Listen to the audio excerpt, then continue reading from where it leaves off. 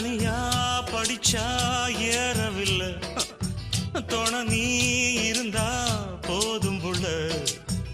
இனிப்பா இருக்கு படிப்பதற்கு, இரவில் பிடிக்க விளக்குதுக்கு. முதலாக படிக்கிற பாடம், விடுகிற நேரம் முடிக்கிற பாடம், இதுதான் காதல் எனும் பாடம். இது நாளெல்லாம் படிச்சாலும் அழுக்காது.